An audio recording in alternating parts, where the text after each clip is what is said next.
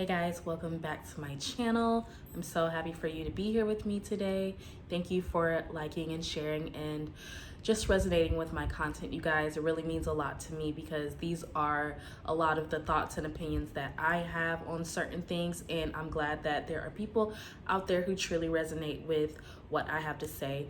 So today we will be talking a little bit about projections and just I want to give a different spin on projections in a way, and we're going to be talking about projection from the psychological standpoint and how I've grown to see projection as test. And I'm going to kind of give you a few little tips so that way maybe you can try to think about how you want to view projections, whether it's you projecting onto others or other people projecting onto you. So what are projections? Hold on, let me take a sip of water real quick. I'm so thirsty. All right. So what are projections? Projection from a psychological standpoint is the mental process by which people attribute to others what is in their own mind. Now, some examples of projection are self-critical people who tend to think others are criticizing them just by any little thing. So within their mind, if they are doing something and they feel like they're not doing it right, they tend to kind of project the idea that other people around them are thinking the same thing that they are thinking about themselves. And people who feel inferior, you guys, people who feel inferior or have low self-esteem tend to project their insecurities onto others. Now, I have been there a time or two, and I'm sure that you guys all have. We all have insecurities and little things that we are a little, we get a little threatened when we feel like our insecurities are being triggered by others or just external situations outside of us, you guys. So projections from the psychological standpoint is basically a defense mechanism. And what do we know about defense mechanisms? Defense mechanisms come by way of a lack of self-awareness, you guys. And what it does and what it tends to do is to keep discomfort at bay.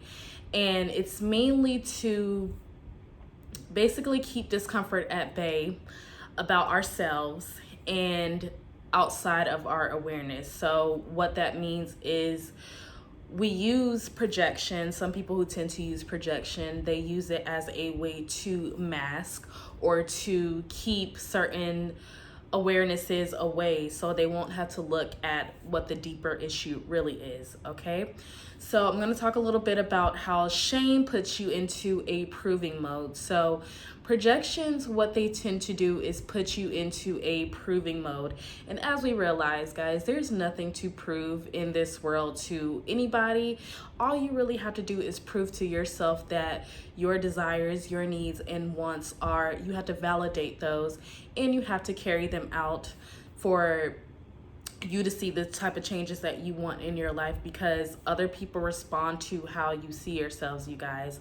So projections, I like to think of them as tests, right? So the thing is, you have to see them as an invitation to look deeper at whatever you or someone else is going through. And you have to be able to read between the lines, basically, to see if what people are saying, if you happen to have a certain reaction to it, that might mean that you actually think and feel that way about yourself.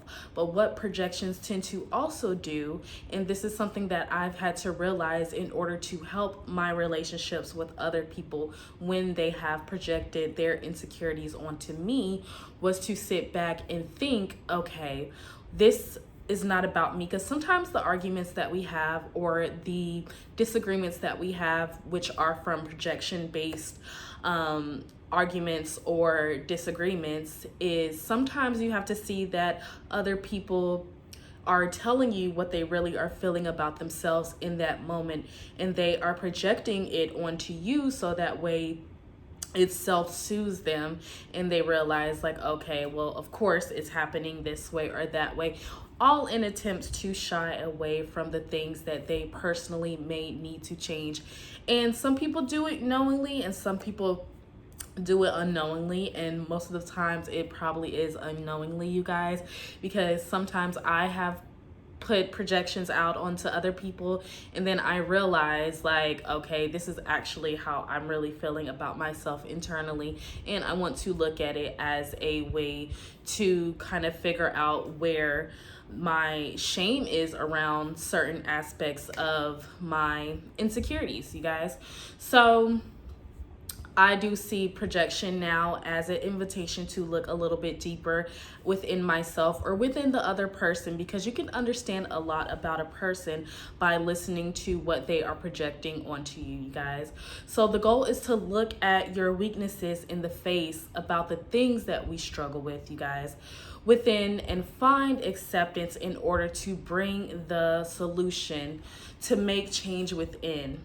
And it's not about perfection, you guys, but to understand with the human condition, we have limits on the good, the bad, the ugly, that we all have a certain limitation which the human condition places on us, but we are not looking in a way to necessarily try to change the human condition as a whole, but to accept that this is what we have, and then we're always going to be met with limitations until we break through those limitations. And of course, it could be the ones that we have based off of our shame or based off of the way that we carry out our everyday lives. And conversations and our interactions with people are a good way to see where we are in our life, because we only can really see through the relationships that we have with others and the relationships with ourselves, the true honesty about where we are in our life. And if we happen to not like where we are in our life, then of course we're going to project our energy out in a way to show that we are dissatisfied, not just with the situation outside of us, but we will project it in a way to make the situation outside of us responsible for the things that we know that we need to change innately, you guys. So like I said, it's not about perfection, but to understand the human condition and the limitations that we have. But the thing about wisdom, you guys, and if you can tend to look, especially I've had arguments with some friends that I have, and the thing with it is sometimes I had to realize, instead of getting upset at them, I had to realize what they were really saying when they were projecting onto me some things about how they feel that I might have been, but it really wasn't about me. It was about what they were feeling in their life, or about how the insecurities that they have within themselves. And I can actually sit back and take a look and respond in a way not to confirm their insecurities, but in a way to bring about understanding and how to go about the relationship with them in order to help them possibly see that it's not necessarily a me thing, but in a way to just invite the conversation in that, you know, maybe we both need to take a look at certain things within ourselves. And if someone is projecting onto you and then you accept it, if they're saying little things, that critical things or overly critical things about you that you know not to be true, but then you happen to just accept them, then you might have to wonder and think, okay, well, where is it within me that I find that this is something that I'm believing? And so sometimes we can take on other people's projection and make it our own. And like I said, it's a defense mechanism. So we tend to internalize a lot of things around projection, you guys. But the thing about wisdom, you guys, and this is where wisdom comes in. Wisdom understands duality, you guys. And to know that just as much as there is a good expectation and a good outcome, there is equally just a negative, and that too has the right to exist. But it's not about changing it in that way. It is about accepting and not shying away from the duality of it, and to not underestimate it, but knowing that you have a choice to choose the reaction that you have, right? So it's about taking that little pause and just thinking instead of reacting when people project onto you, because I used to react. I need to ask, is this really true? You can just ask the simple question, is this really true? Is this true about how I feel about myself? Or can I look at the other person's behavior and see what they are showing me and see if is this even about me, so that way that I don't internalize what is happening. And so you can see projection as an invitation to gain self-control, to where your mood can't be shaken based off the actions of someone else or raw emotions.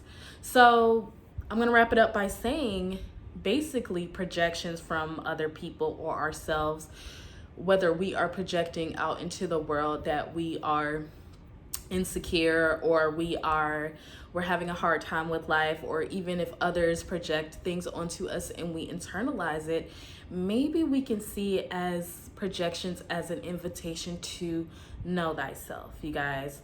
So it's all about self-awareness, you guys, and not shying away from the things and using projection as a defense mechanism to keep other people out, and also to keep ourselves out of getting to know ourselves. All right, you guys, so I hope that you have a good day wherever you are. Thank you again for watching my video, and I hope that you have a good one. Bye.